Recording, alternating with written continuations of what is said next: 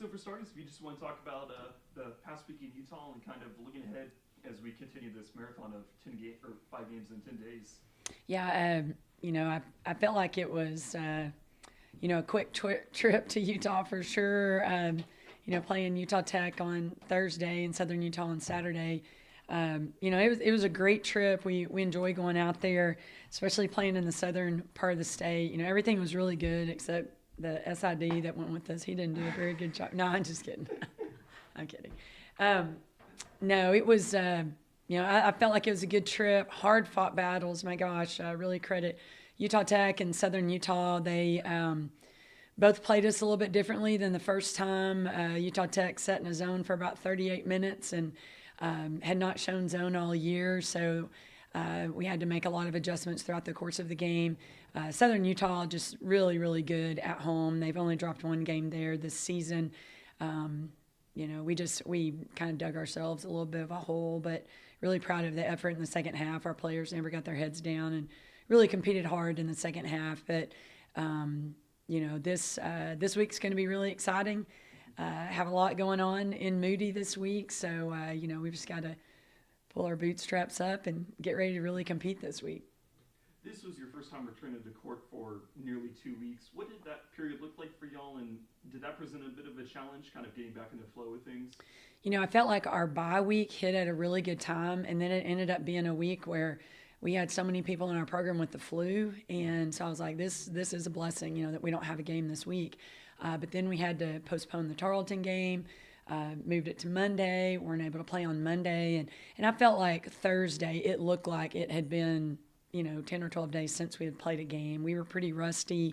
Was not a typical Wildcat basketball game for sure. We didn't hit shots. We didn't read the defense very well. And then, I thought Saturday we played a lot better. We had one bad quarter on Saturday.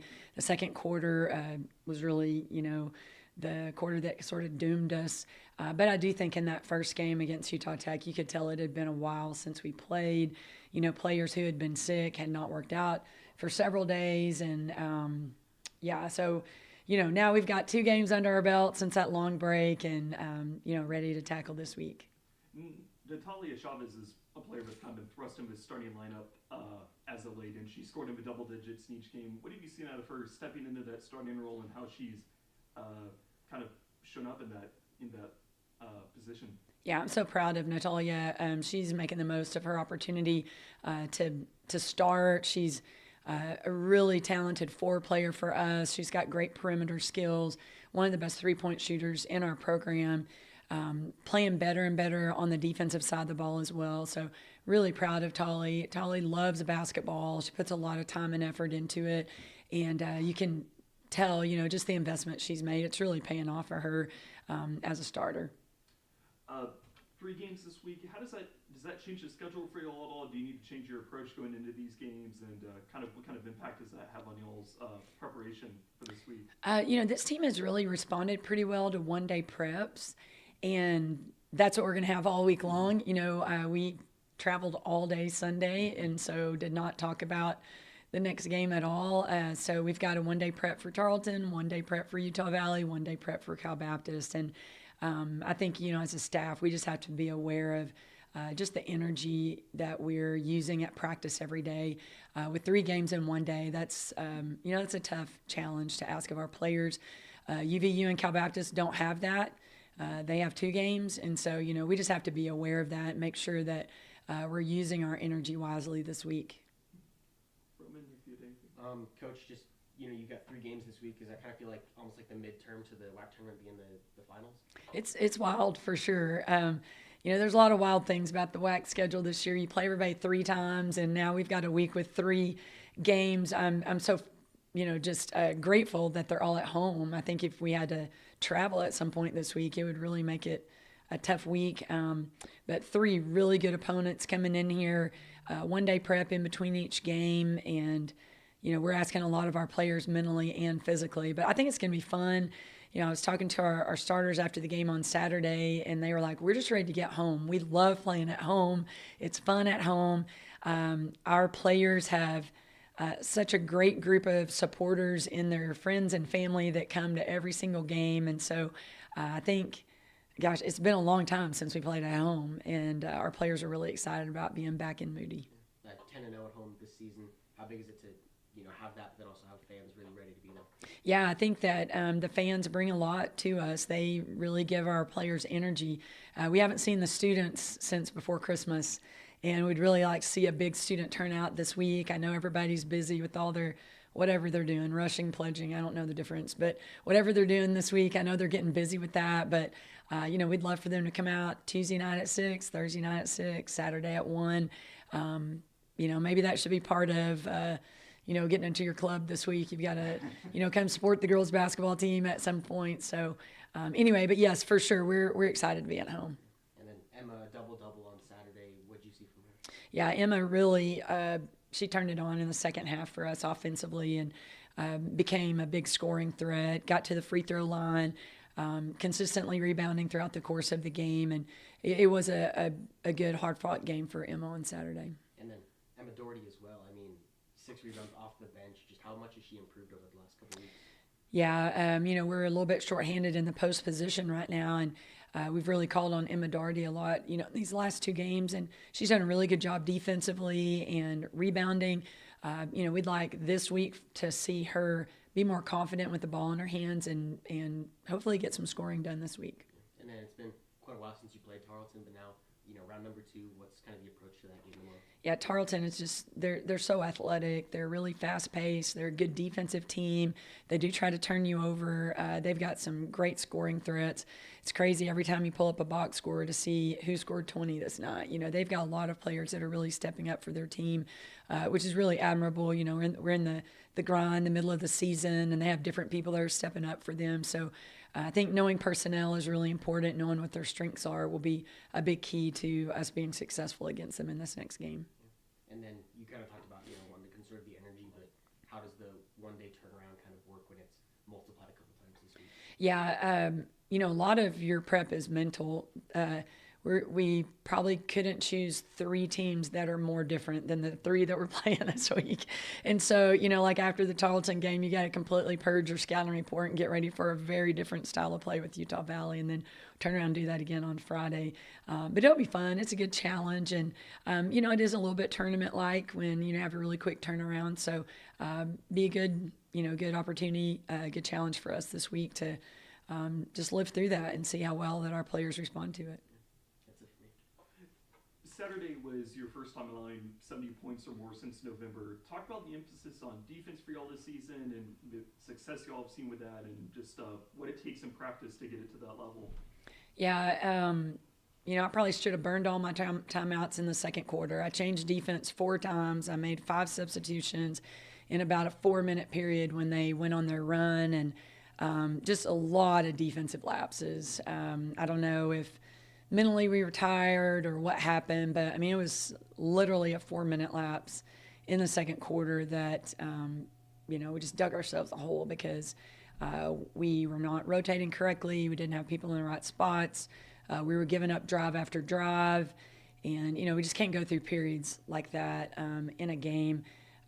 The WAC is so talented. You just can't have portions of your game where you're not taking defense seriously. And so I think that was very uncharacteristic of this team in the way that we played the second quarter on Saturday.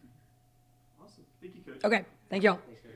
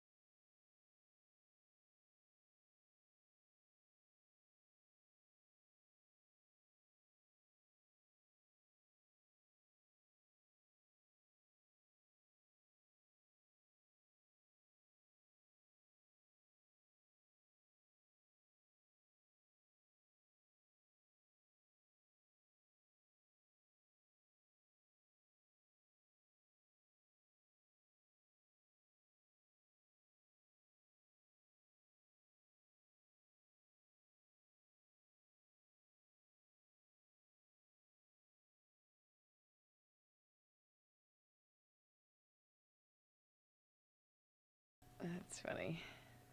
The bus ride isn't that bad. It'll be good. All right, Joe, starting off the season. Yeah, we are. How do you guys feel right now? Good. I think we're excited. The group is definitely put in the work and just ready to get out there and compete. So a lot of fresh faces. They're excited to be out in a Wildcat uniform, and I'm excited to see them. Yeah. You've got new pitchers this year besides We do. Ella, I think. Yep.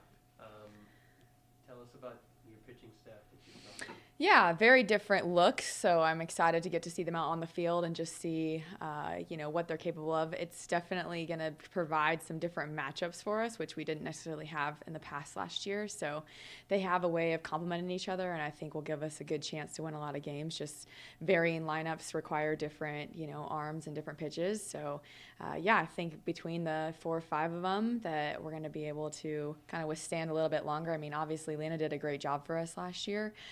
But it's always better the more arms you have, and being able to utilize them throughout and create longevity a little bit more. When you have 5 games to start on your opening weekend, I mean, you have to go very quickly from one game to the next. Yeah, so, sure. I mean, what are your goals for this weekend of what you want to see from your team? Yeah, you're going to see a lot of different lineups. I think that's the biggest thing, is that we got to get them in there and see, what we can do and utilize our lineup the best way possible. I think we have a lot of versatility in our lineup this year, which we didn't necessarily have last year. And so it's exciting, but also, it provides opportunity preseason to, get them in there and get their feet wet a little bit and, see who can be the best in the different situations that we're put in. And ultimately, that's the goal, right? Preparing us to, I told them all the other day, like every single one of us is going to help us win a game at some point. It's just, not if, it's when. And so being able to figure out where they can most help us in those situations to do that. I forget how many freshmen you have. But 8. 8 Yeah. freshmen.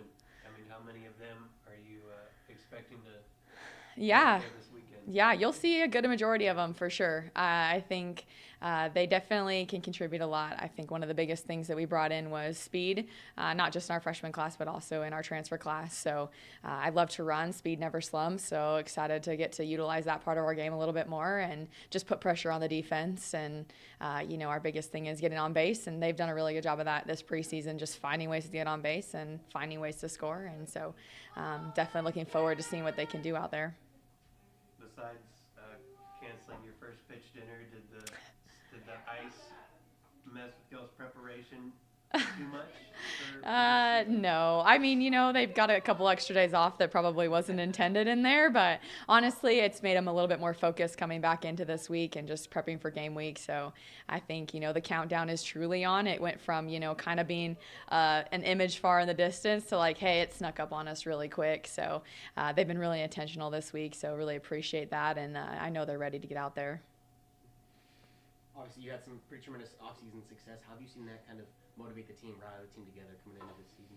Yeah, I think continuing to come together. I think that that's what preseason is going to be a lot of is just learning each other and getting to create those memories and those bonds. Just because so many of them are new, and get to experience this all for the first time together, which is fun.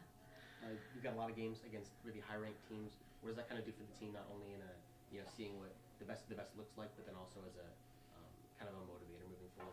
Yeah, it's a good measuring stick for sure. I don't shy away from the competition. I think it's fun. I think it's what every athlete dreams of, is getting to play in the big stadiums against the big teams. And, only a handful of them get to actually play on those teams. So if you can't play on it, you can play against them and get to show kind of who you are and what you're made of. So definitely looking forward to that. And it's a true test, and it'll prepare us in the long run for conference. And ultimately, if we, make our goal, which is to get to a regional, we're going to be playing those teams. So something that they won't be afraid of going forward. Valerie gets another year. How have you seen her kind of lead this team and really lead with experience? Oh, Val, love that girl. Yeah, she's awesome, and that's exactly why she's coming back, is to lead.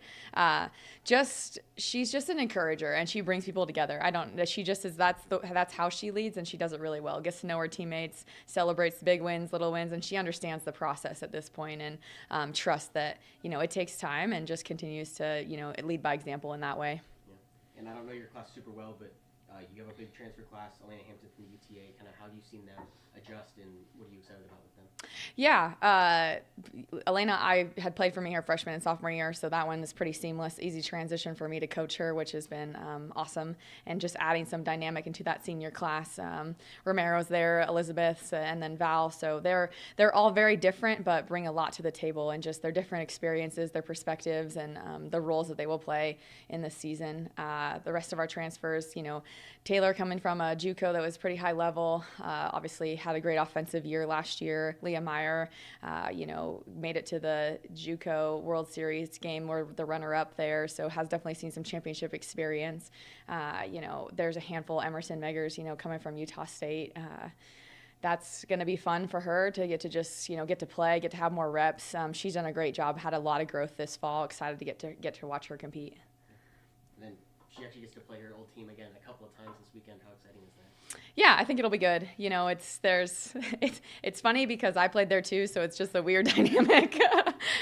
2 years in a row that we get to face them, but it'll be great. I'm excited about it, and it's not unfamiliar territory, which is good. I think you started last year at the A&M tournament. So Yeah. Why did you want to go back there? Yeah, it's a great place to play. I think, Davis Diamond is it's an incredible environment. It's not too far. I think it's just there's some good competition there. Good little start to our schedule. And like I said, if we're gonna, play against the best, or we're gonna have to just get used to doing it early on. So why not just start with it off the bat? Thanks, Coach. Appreciate it. You're welcome.